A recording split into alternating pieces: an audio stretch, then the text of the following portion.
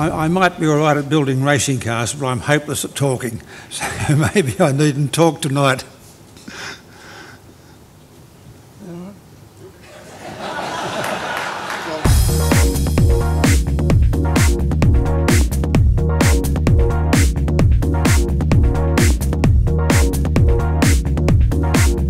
Any awards night's a great occasion for people to reflect back on the year that they've just had and receive appropriate recognition.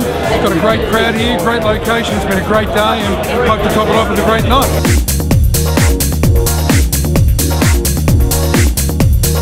To have a championship, you need the people that work behind the scenes, and that's where our volunteers and people that actually put in a lot of work for the organisation, whether it's administrative or officially, and this is a night for them as well.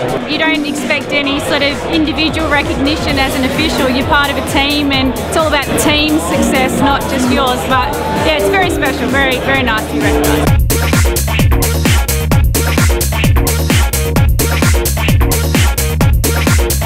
We couldn't run an event like the Formula 1 Australian Grand Prix without CAMS, without volunteers and without the grassroots and people coming up all the way through the ranks. And then the great thing about it is that they cut their teeth on something like the Grand Prix and they go and take on the world from an official's point of view. So it's vitally important what CAMS does. The motorsport industry contributes an enormous amount to the Australian economy and socially as well, if you look at all of the constituent clubs around Australia. So to be here tonight holding this celebration, I think is a fantastic thing.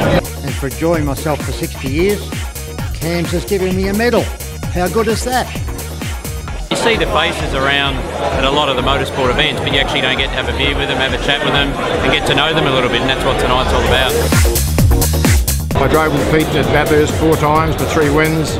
I drove for him in the BMWs in 1988, and I competed against him for nearly 4 decades. So, you know, to win the trophy that was dedicated to him, it was an absolute thrill. It's an honour to receive the Strap Cracking Award. It's a big hero for many Australians, and I'd like to carry, I guess, on his legacy and try and take over the world title one day. I've been in this business a long time, seen a lot, done a lot, had a great time. So to get recognition for that is, well, it's actually quite humbling. It's certainly an honour. It's very important to recognise all of the different disciplines of the sport. There are clearly a couple of areas that are head and shoulders up above everyone else in terms of profile, but we've all got to remember that there's a lot of licence holders all the way down the line. It astonishes me how much motorsport's going on day in, day out, week in, week out, all around this country, and it's at a very healthy point and a very healthy state at the moment, which is really good. CAMS takes much pleasure in announcing the establishment of the Australian Motorsport Hall of Fame.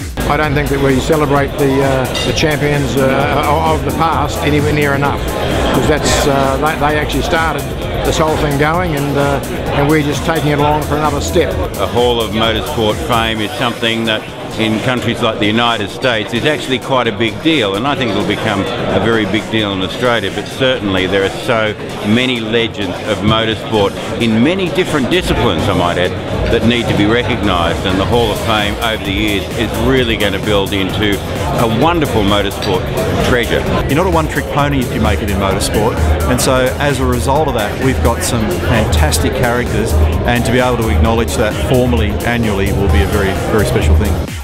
For me, I don't go home with any sort of award. My award is just working in motorsport.